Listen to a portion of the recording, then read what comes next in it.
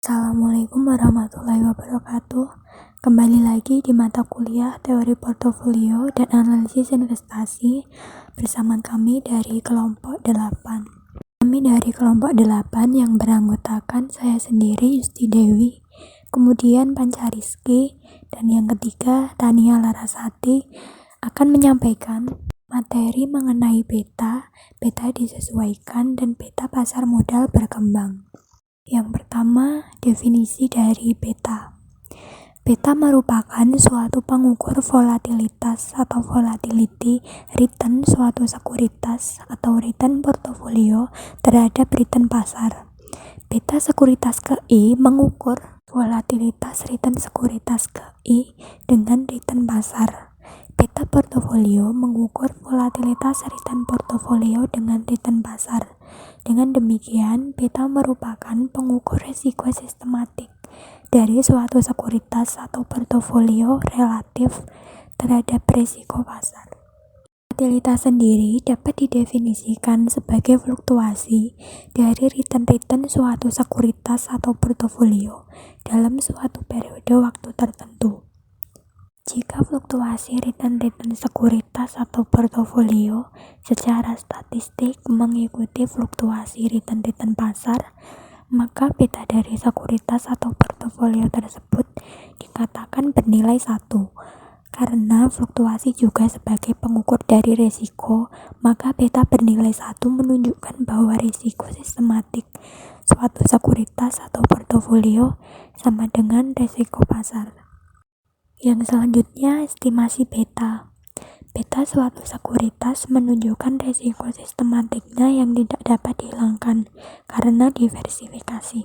Untuk menghilangkan beta portofolio, maka beta masing-masing sekuritas perlu dihitung terlebih dahulu. Beta portofolio merupakan rata-rata tertimbang dari beta masing-masing sekuritas. Mengetahui beta masing-masing sekuritas juga berguna untuk pertimbangan memasukkan sekuritas tersebut ke dalam portofolio yang akan dibentuk. Beta suatu sekuritas dapat dihitung dengan teknik estimasi yang menggunakan data historis. Data yang dihitung berdasarkan data historis ini selanjutnya dapat digunakan untuk mengestimasi beta masa datang. Bukti-bukti empiris menunjukkan bahwa beta historis mampu menyediakan informasi tentang beta masa depan.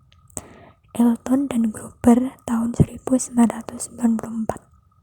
Analisis sekuritas dapat menggunakan data historis dan kemudian menggunakan faktor-faktor lain yang dapat mempengaruhi beta masa depan.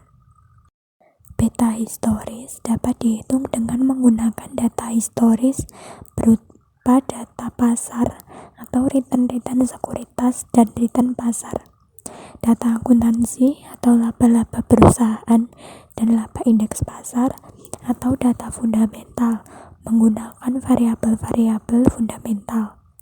Beta yang dihitung dengan data pasar disebut dengan beta pasar.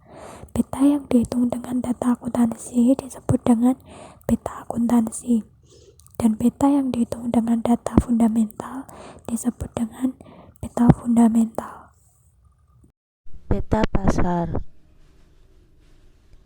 Beta pasar dapat diestimasi dengan mengumpulkan nilai-nilai historis return dari sekuritas dan return dari pasar selama periode tertentu. Misalnya, selama 60 bulan untuk return bulanan atau 200 hari untuk return harian, dengan asumsi bahwa hubungan antara return sekuritas dan return pasar adalah linier. Maka beta dapat diestimasikan secara manual dengan memplot garis di antara titik-titik return atau dengan teknik regresi. Beta dapat juga dihitung dengan menggunakan teknik regresi. Teknik regresi untuk mengestimasi beta atau sekuritas dapat dilakukan dengan menggunakan return pasar sebagai variabel dependen dan return pasar sebagai variabel independen. Persamaan regresi yang dihasilkan dari data time series ini akan menghasilkan koefisien beta yang diasumsikan stabil dari waktu ke waktu selama masa periode observasi. Jika beta sifatnya adalah stabil, semakin lama periode observasi yang digunakan di persamaan regresi, semakin baik hasil dari beta. Akan tetapi, bila periode observasi terlalu lama, anggapan beta konstan dan stabil kurang tepat, karena sebenarnya beta berubah dari waktu ke waktu. Persamaan regresi yang digunakan untuk mengestimasi beta dapat didasarkan pada model indeks tunggal atau model pasar. Jika digunakan model indeks tunggal atau model pasar, beta dapat dihitung berdasarkan persamaan sebagai berikut. RI sama dengan alfa I ditambah beta I dikali RM plus EI. Persamaan regresi yang digunakan untuk mengestimasi beta dapat didasarkan pada model indeks tunggal atau model pasar. Jika digunakan model indeks tunggal atau model pasar, beta dapat dihitung berdasarkan persamaan sebagai berikut. Return I atau return sekuritas I sama dengan alpha I ditambah beta I dikali return portofolio pasar ditambah EI. Beta dapat juga dihitung dengan teknik regresi menggunakan model GAPM, yaitu return sekuritas I sama dengan return aktiva bebas resiko ditambah beta I dikali return portofolio pasar dikurangi return aktiva bebas resiko ditambah EI. Untuk mengaplikasikan model GAPM ini ke persamaan regresi, maka nilai return aktiva bebas resiko perlu dipindah dari sebelah kanan ke sebelah kiri, yaitu return sekuritas I dikurangi return aktiva bebas resiko sama dengan beta I dikali return portofolio pasar dikurangi return aktiva bebas resiko ditambah EI.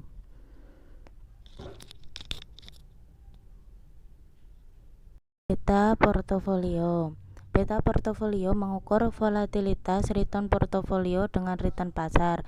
Dengan demikian, beta merupakan pengukur resiko sistematik dari suatu sekuritas atau portofolio relatif terhadap resiko pasar. Beta portofolio dengan cara rata-rata tertimbang sebagai berikut.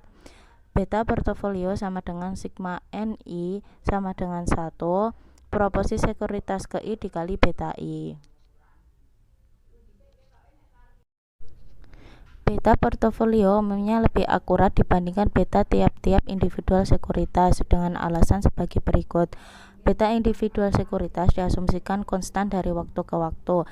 Kenyataannya, beta individual sekuritas dapat berubah dari waktu ke waktu. Perubahan beta individual sekuritas dan perubahan naik dan atau perubahan turun. Beta portofolio akan meniadakan perubahan beta individual sekuritas dengan perubahan beta individual sekuritas lainnya.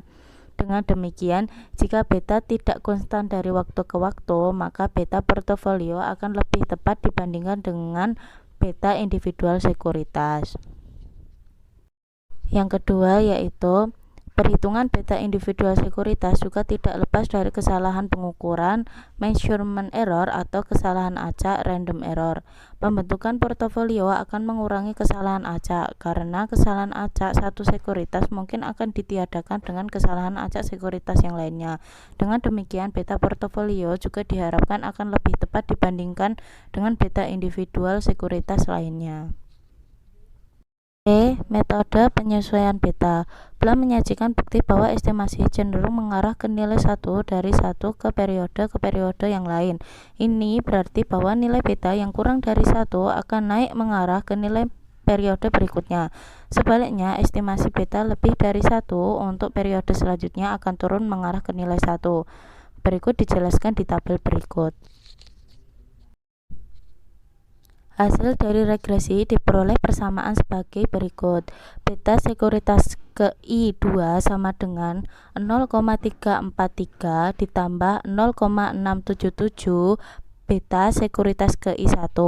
Memprediksi nilai beta dapat juga dilakukan dengan cara lain sebagai berikut, yaitu beta sekuritas ke I2 sama dengan 1/2 beta sekuritas ke I1 ditambah 1/2 beta 1.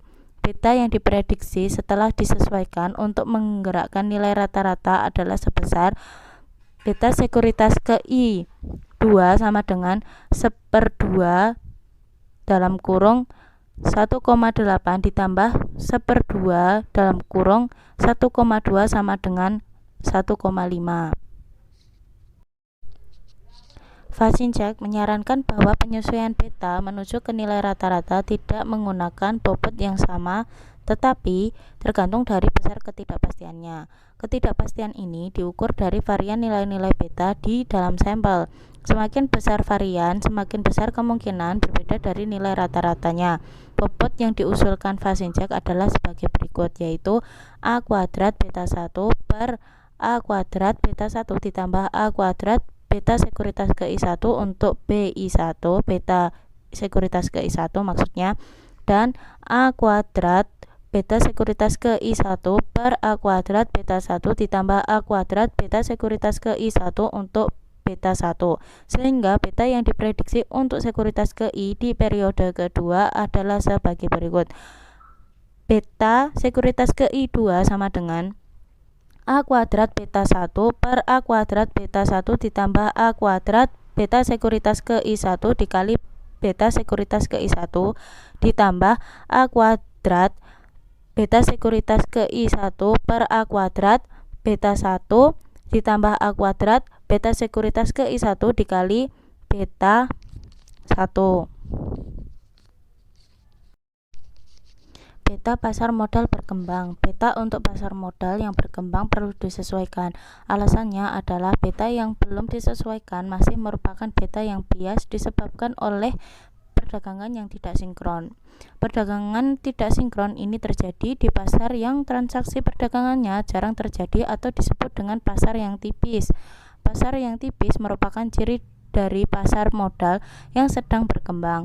Dan karena Bursa Efek Jakarta atau BEJ merupakan pasar modal yang sedang berkembang, maka terjadi perdagangan yang tidak sinkron berakibatkan beta bias sehingga perlu dikoreksi.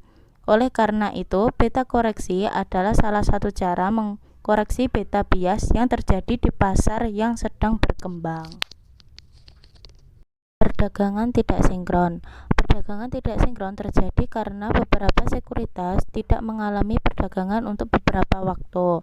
Akibatnya, untuk sekuritas-sekuritas ini, harga-harganya pada periode ke T sebenarnya merupakan harga-harga terakhir kalinya diperdagangkan, bukan harga-harga hasil perdagangan pada periode ke T. Perdagangan tidak sinkron juga sering terjadi dalam satu hari perdagangan. Perdagangan tidak sinkron terjadi jika beberapa sekuritas hanya diperdagangkan pada pagi hari saja, yang harganya kemudian dibawa sebagai pasar ditutup, yang kemudian harga tersebut digunakan untuk menghitung indeks pasar pada hari itu.